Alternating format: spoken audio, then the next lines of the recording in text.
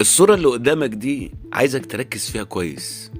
بص كده على الناس اللي قدامك كده، ركز. خدت بالك من حاجة؟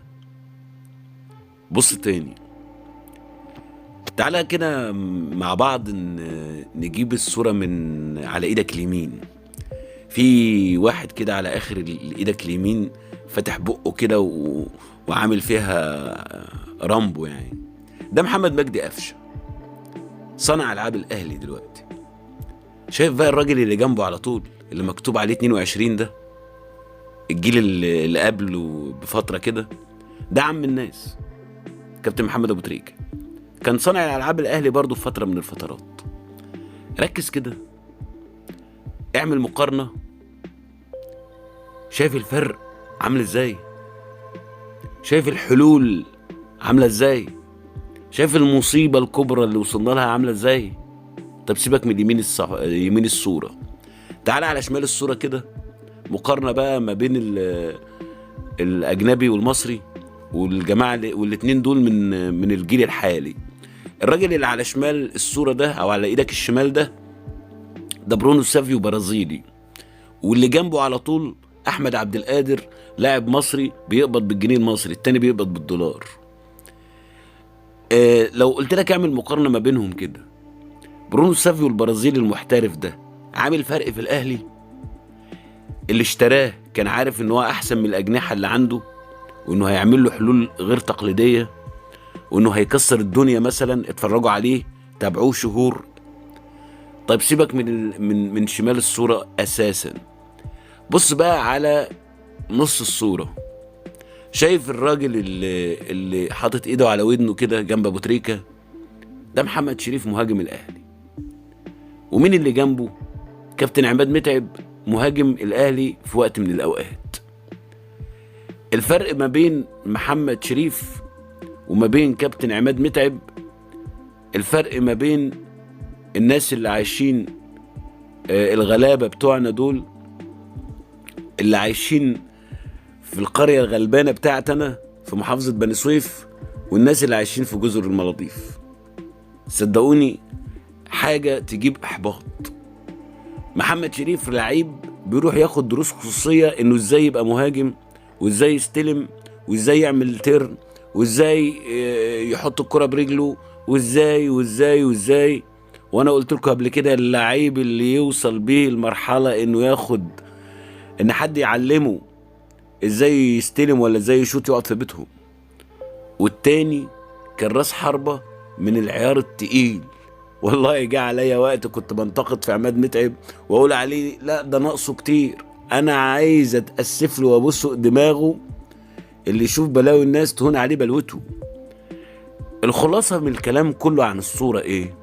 عشان بس لو حد بيزعل لما الاهلي يتعادل ولا الاهلي يتغلب، ولا يقول ده لاعيبه احنا بنلعب مطوشه مش وحشه والجو والكلام اللي انا بنعيد ونزيد فيه، للمره المليون، الكواليتي بتاع اللعيبه يا جماعه هو مشكله الاهلي الاساسيه. لا مدربين ولا اداره ولا جمهور ولا ارضيه ملعب ولا اي حاجه. انت بتختار، دايما بتختار غلط. بيرسي لعيب جايبينه عشان يتصاب بس، جايبينه عشان نصرف عليه فلوس ويقعد عندنا ويتبسط ويروح على بلدهم في الاخر.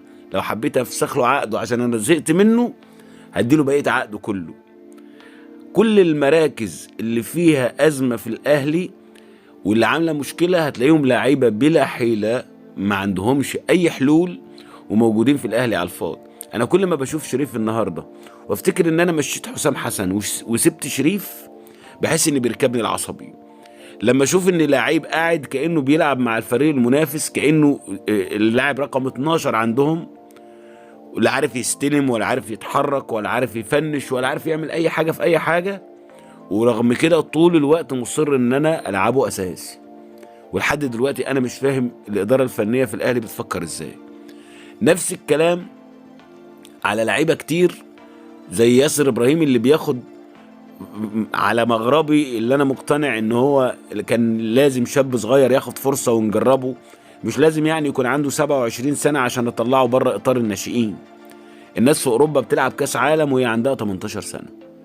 وعد بقى زي ما انت عايز.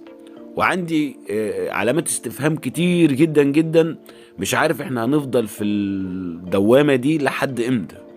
كل مباراة نفضل نستنى عشان نجيب الجون بلس 90 ونقول الله على عظمة الاهلي وبلس 90 وبلس 90. دي انا شايفها تبقى لها قيمة لو انا بلعب نهائي كاس العالم للأندية قصاد ريال مدريد وجبت فيه جون في بلس 90، او بالعكس نلعب على الاقل نهائي دوري ابطال وجبت جون بلس 90. يبقى مباراة تنافسية قوية، انما مش في الدوري المصري. الدوري المصري يخلص في اول ربع ساعة. الحكاية زادت وباخت بطريقة مستفزة. لازم يحصل غربلة في الإدارة الفنية واللاعبين، الناس اللي ملهمش لازمة عندي يمشوا، وندور على الحاجة اللي هتفرق معايا كنادي، الكواليتي بتاع اللعيبة. وأهم شيء في القصة كلها الخمس أجانب اللي عندي لو ما كانوش سوبر السوبر السوبر ما اشتريش أجانب وخلاص.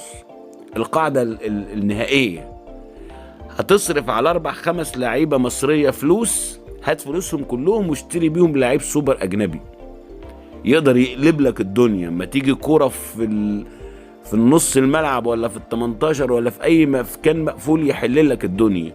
إنما اللي احنا بنحصل معانا ده لا يرضي عدو ولا يرضي حبيب.